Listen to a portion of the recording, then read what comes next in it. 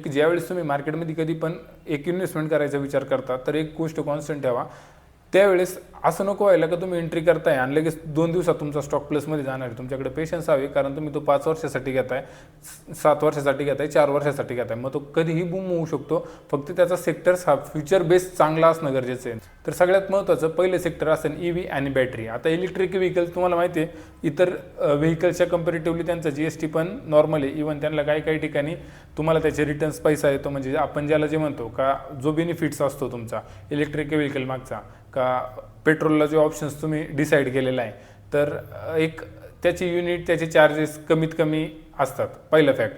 दुसरं त्याच्यामध्ये ज्या प्रोडक्शन कंपन्या आहेत कोणत्या म्हणजे जसं का बॅटरीज वापरलं जाते किंवा लिथियम आयन वापरलं जाते, अशा काही कंपन्या असतील का ज्या कंपन्यांमध्ये त्याचं रॉ मटेरियल यूज केलं जातं, मग त्या कंपन्या तुम्हाला त्यात चांगले रिटर्न्स देऊ शकतात. एक सेकंड फॅक्टर.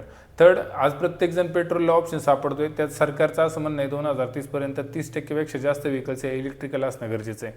म्हणजे अजूनही 5 वर्ष त्याच्यामध्ये चांगले बूम होण्याचे चान्सेस जास्तही राहतील. म्हणजे आत्तापर्यंत झालंच, पण असं नाही का इथून पुढं परत होणार नाही, तर ते कंटिन्यू राहण्याचे चान्सेस जास्त राहतील.